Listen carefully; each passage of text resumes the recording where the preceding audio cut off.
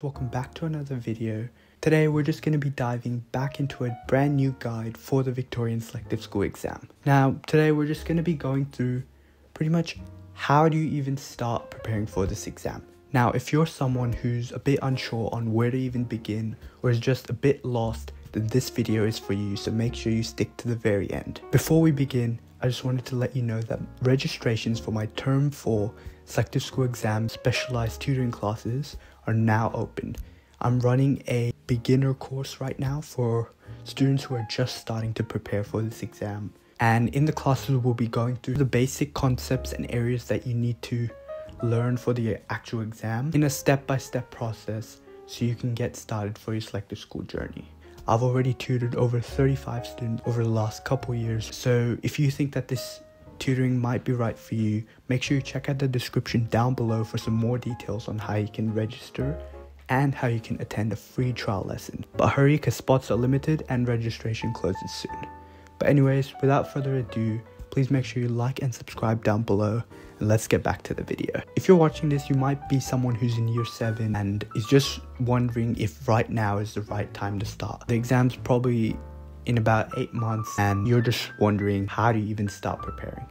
Now if that's you, then this is probably the most ideal time to start because it gives you enough time to get familiar with the content and slowly get into the habit of preparations and learning what this exam is actually about. If you're asking yourself the question of where do you even begin, then you're not alone. Obviously the selective school exam can seem overwhelming, but if you know the right direction to head into, then it's totally doable. That's why I'll be giving you 5 steps on how you can actually start preparing.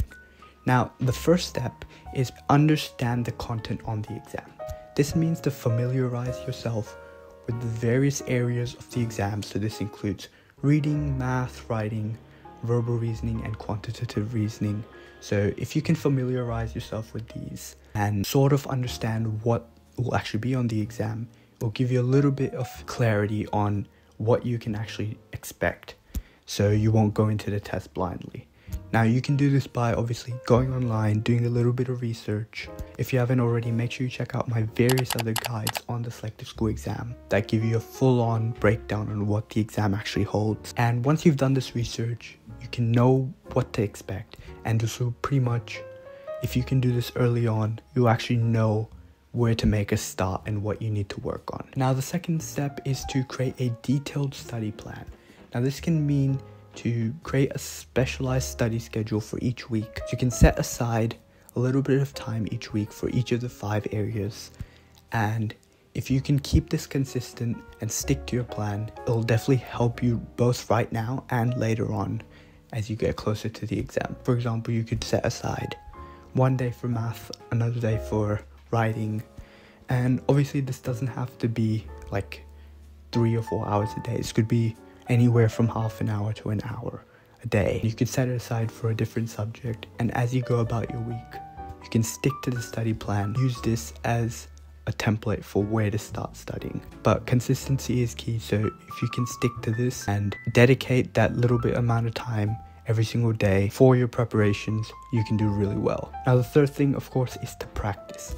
Now this can mean going through various practice exams, questions, or just some random questions that mimic the ones on the actual exam. If you can familiarize yourself with the types of questions that will be on the exam, if you can get that practice in, it'll be so much easier for you when the actual exam comes around because you won't be going in blindly. You'll know what to expect. That's why if you can even look at some practice exam questions and just go through them, if you start early on, you're practicing them. The more practice you do, the better you'll get at it, and the more familiar you'll get with the content. Now the fourth thing is to target your weaker areas. Now after you're done all your practicing, your practice questions, and you figure out the areas where you're not doing so well on, you can take these weak spots and figure out ways to improve them. If you can find out where you need to improve on from the very beginning, then you can take the time to actually practice these areas of improvement and make them better so you can actually be good at them. Once you do this, if you can do this early on,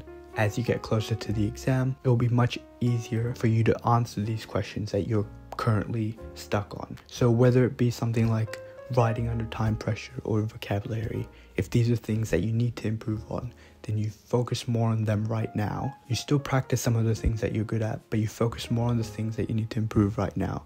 If you can do that right now, by the time the exam comes around, you'll have practiced them so much that you won't be struggling with them anymore. So this way, if you can target your weak spots and balance the things that you're good at with the things that you need to improve on, then you can succeed on the exam.